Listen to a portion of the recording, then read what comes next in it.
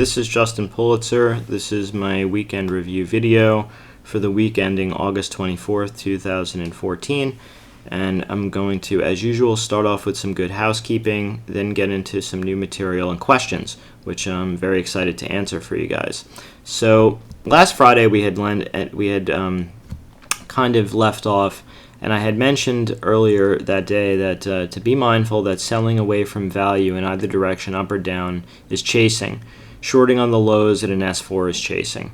So what does that mean? That meant that on this day, which was an inflection day, because we had come back down, we had broken the channel on news here, this Russian news, we had come through the 50-day moving average and stopped around the 100, which also coincided with a breakout near a gap fill, that we had traveled back up to the 50, the 61.8, and then stopped on the downtrend line. So there had to be some decisions made there. And you can see this day had the potential of becoming an outside reversal day that stopped on a downtrend line, which could have had the potential to be very bearish. But that didn't happen. What did happen that day was, when I had sent this tweet, we came back up and we closed near the 61.8 Fibonacci, right around the 50-day, and also at the highs of the previous day, which was a trend day. So my thinking on that, and I had mentioned in last week's video, was that the next session was a go with, meaning that if we got up over these highs, that we would come back up and test the backside of this channel, and if we broke down, we'd probably come back down a little bit lower. But the bias was bullish because of this this sort of strong close here back to the highs of the prior day. So that did happen. We gapped here a little slightly and went, and we did come back up to test the backside of that channel. But what we also did now was put in a higher high. So that messes the bear case up a little bit, because they now can't say that the S&P is making lower highs. It's actually still making higher highs, which means there's still buyers and that dips are still to be bought. My thinking, though, is that because we came up so steeply and so sharply, that we may have a bit of resistance here, because we're coming into a big level, this 200 level, which coincides in the SPY with 2,000 in the S&P roughly. And that would also make us about $5 to 50 points in the S&P, $5 in the SPY, extended from the 20-day moving average. When you start getting that level of extension, you start needing a bit of a snapback, a bit of a reversion to the mean. However, that is a day trade setup, and it could potentially become a swing. I would be looking for it to come back and retest the 20 MA. But for that play to really trigger, you need to start taking again out these lows of. I definitely think that you can short when it's at over a 50 to 60 point extension from that 20 MA. But you also, for confirmation, really need to start seeing the market back off first. I mean, we are, like I said, at all-time highs, so we would need to really start breaking this past high, which was 199.06, as you can see. And we need to really fall back out of this channel again that we punched back into. So I would think initially it might support and you'd get a bounce, but if this started breaking, then I would start worrying more about the short, worrying about more of the bear thesis. So we'll be looking for that next week for some type of a short on a 50 plus extension from the, or a $5 plus extension in SPY from the 20-day moving average, just for a little bit of a mean reversion trade. However, the bias though is still obviously bullish because we're making higher highs. So let's keep that in context. Let's take some questions here and also get into some of the trades from last week. And this was a question from Rob. He says, haven't seen you mention support resistance levels aside from the 20-day moving average. Do you use them? Yes, Rob. I went through a couple of examples here, even in SPY. I'm going to do some more in Apple and in Netflix and Tesla in a moment. But the technicals that I really look at are, again, the reference highs, like I had discussed in SPY here. I also look. I'll also reference lows if you come down. I look at trend lines like these that are drawn here in channels, trends and channels.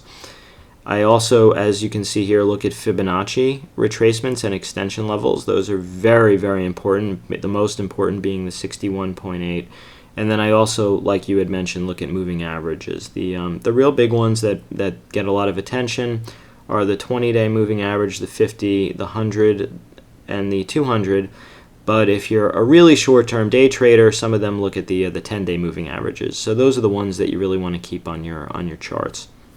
So let's take a look at a couple of more of these so that I can answer them all in the videos without having to flip back and forth.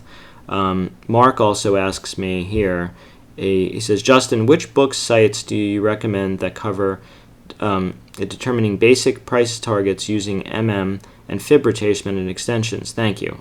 I wasn't 100% sure. I thought he was mentioning market maker move or measured move. It turned out it was the measured move. And he then goes on to clarify his question by saying price targets derived from measured moves. When there is no obvious pattern or trend line to follow, I'm at a loss.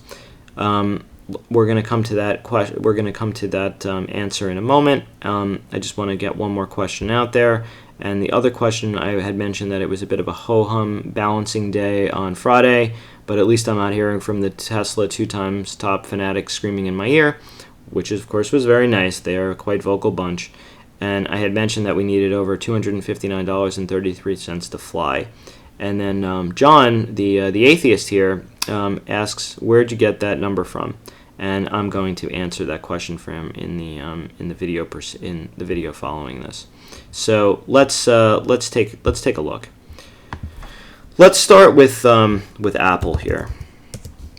To get into the question that regarded measured moves, you can see in this chart all it really is doing is taking a low and measuring to where it had from a trough to a peak, and then measuring yet another one and another one. If the stock was in a downtrend, I'd be looking more for these to short on rallies, but since we're in an uptrend, we're looking for how long rallies will last. So you can see this move here was at like $11.42. This one here was $7.45. And this one was $6.87. So I had done a post here this week, and I had tweeted that I was looking for Apple to make a fairly similar measured move to the last two, and the average of those two would come out to about $7.16. And that took us up to about here, which was about the 100 level, actually. And I had said to take some profits there. Just because it's one of these big round numbers, and it's a smart area to take profits. Actually, I turned out to be a little bit too pessimistic because although I am still long Apple, that the stock did continue. It actually consolidated quite well over 100, and then on Friday, and it made and closed at a new high here at 101.47.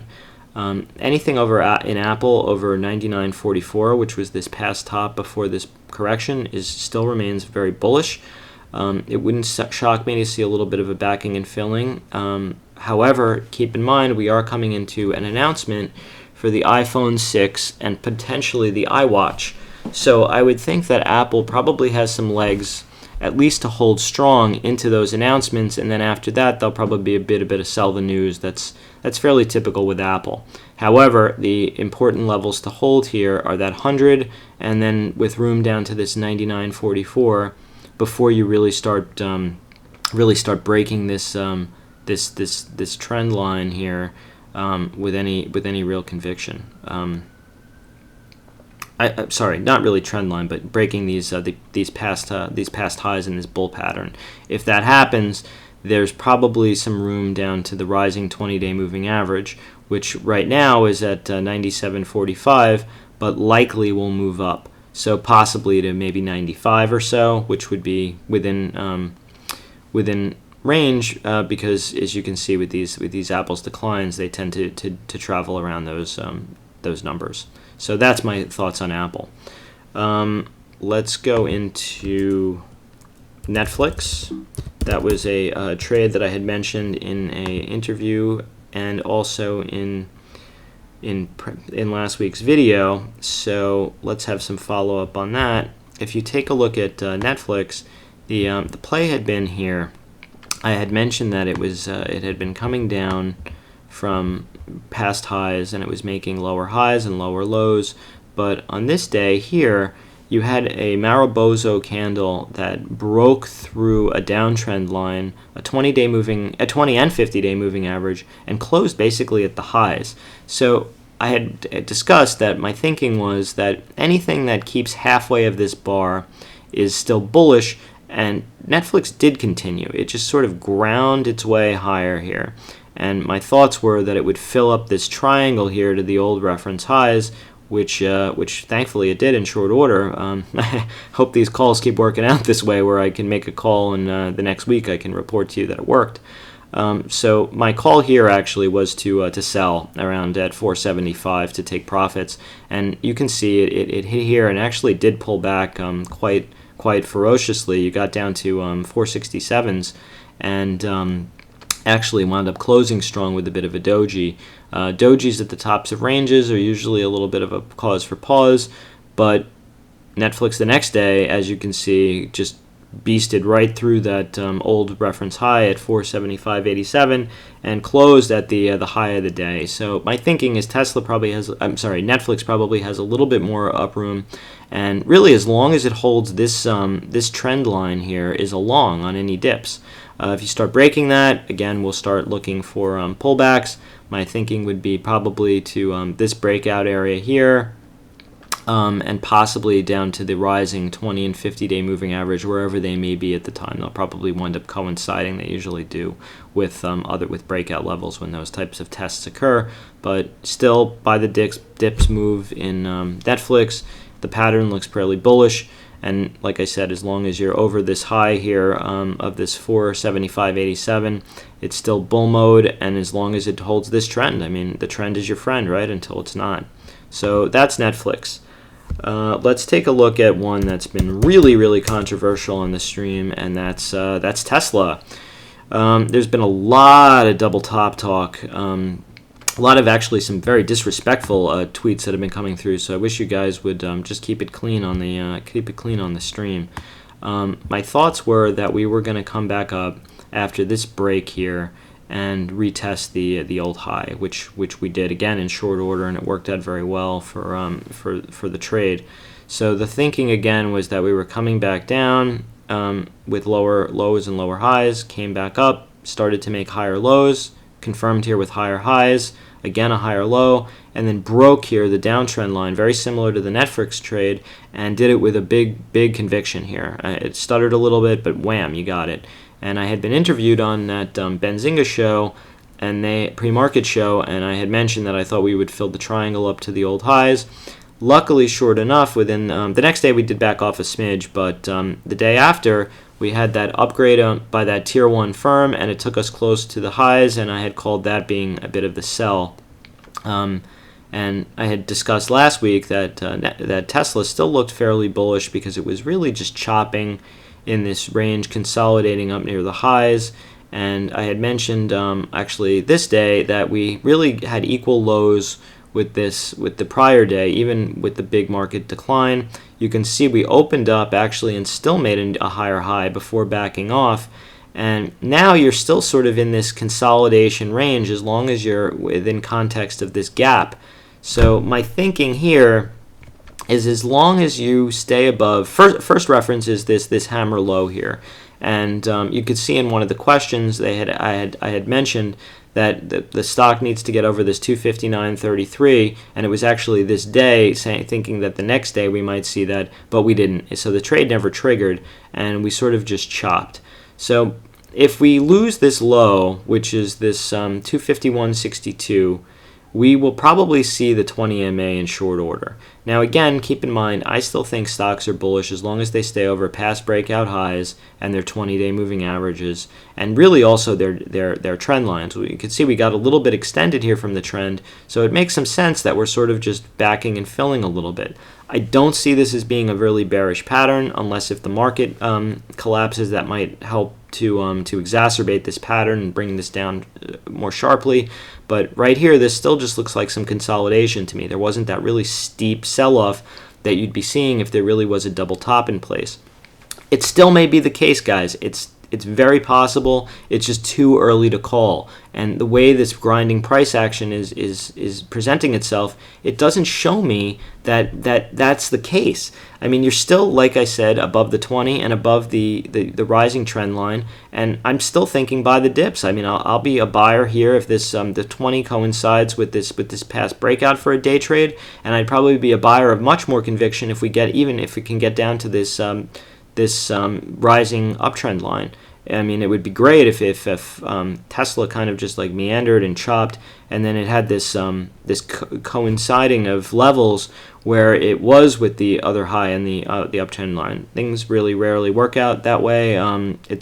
It's usually a little bit more difficult in the stock market, but you can see there's a volume distribution here, and this area to me really has to start breaking before you can really start making that double top, that call, and we're still above there. So Tesla, like I said, it's just on watch here. I think it will resolve higher.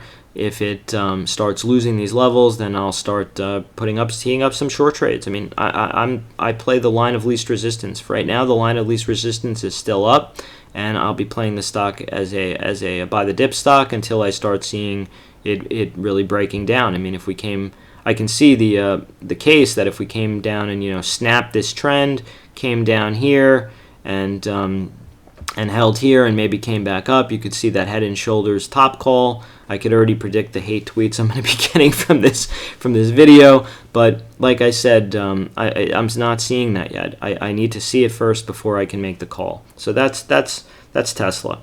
On Friday, you had a couple of interesting patterns develop with Salesforce.com and Green Mountain Coffee Roasters, and as you can see, my one of my favorite patterns again, coming down lower, lower, lower, and here we start basing, we start making a series. It gets really choppy in here with the market, which usually with this stock here, which usually starts signaling a bottoming pattern, and we're just coming up and making higher lows and kind of equal highs, and then you get this price acceleration up and for a range expansion, chop around here, and then actually do come back down to test this trend line, and it does hold successfully for the most part. You're just meandering here. You have a little bit of a violation, but it's sort of just noise because it's just coming back up. And if it was really bearish, you'd have retested and went lower. But we come back up here and we stop right at the downtrend line, and it's over the 50-day moving average. Keep in mind.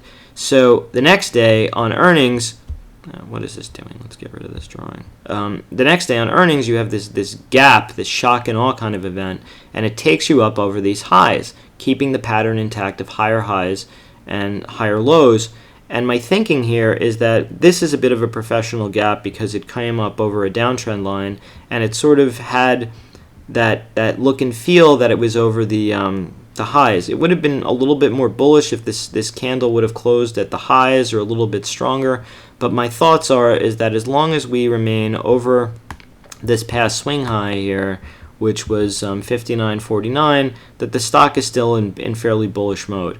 If you're looking to play this, the easier play might be to sell some puts, or if you really want to play for the continuation and maybe get back up to the old highs, you'd probably want to wait to buy over this the high of the day, which was 61.01. I can easily see a scenario where this sort of just chops. That's usually what happens after you have a gap. It has to resolve price a little bit and then maybe works higher. But as long as you don't lose half of this bar, and for sure not lose the low of this bar, the pattern looks fairly bullish to me. And I would probably be thinking now CRM is again back to being a buy the dip stock because it's up over a downtrend line and it's exhibiting the characteristics I like to see of higher lows and higher highs. In the same manner, you had Green Mountain Coffee Roasters, and that stock had a very, very similar pattern, and you can see it had been in a little bit of a decline after having had this big move up. This stock has been traveling a lot on news, mostly on Coca-Cola buying percentages of the company, and you can see here on Friday you had this big gap and go. The stock opened up and then it just never looked back. And this one actually did close a little bit stronger. It closed well above these highs, and it's definitely in full-on bull mode. I mean, if you take a look at this stock for the last couple of years, it's just been in this amazing up channel, and it's been hated the whole time. I mean, you've had plenty of hedge funds trying to short this stock, and all it's really wound up doing is keeping on this in this up channel. And you can see from here, this was the big initial news on Coke. You came up here, and now we're really for the first time getting a major extension of that range over the highs. So my thinking on Green Mountain is the same as sort of on Salesforce. Although this pattern is definitely more a longer term bull pattern. I mean, you've had this big consolidation time. I would think that this stock is probably going to go higher, and for sure a buy the dips type of a stock. It's again with the pattern of the higher lows, which we like to see, and here really these equal highs are now first being taken out. So I would think as long as the stock can it probably will grind sideways for a little while. That's sort of been the pattern. Like you had this gap up, and then you kind of had this grinding action, although you did come back down here to the bottom of the channel. Keep in mind this was a touch off the top, and then over here you've had this really long grinding action, and now this is really the first move here off of the lower part of the channel. Now obviously there's a lot of room between here and where the high of that channel would be. You're only trading at 135s, 136s, and this top of this channel obviously is the stock. The longer it takes, it could even come up to 160 by the time it would get there. But I'm not necessarily calling for that action, although I could definitely make the argument that it's possible. But I definitely think that this stock is a buy the dips, and I would be looking for this stock to sell puts on any weakness. Preferably ones close to as close as you can to this downtrend line, because as you can see, that's held like a rock star. It's been just a champ. So that's my thoughts on Green Mountain Coffee Roasters, and that's, I think, going to conclude the video for this weekend. I really want to try and keep it a little bit shorter. I'd love you guys to follow me on Twitter. The link will be in the video that's uploaded. And if you're watching this, you're obviously on YouTube already, so please just subscribe to the channel. Thank you so much for your time, and I look forward to trading with you guys this week. If you have any more questions, please submit them to me at Justin Pulitzer. And if you throw in the hashtag JPWeekendVideo, I will consider it for a question that I'm going to ask. Every week I'm going to do a minimum, hopefully, of 3 questions like I did this week, and I look forward to hearing from you guys. Have a good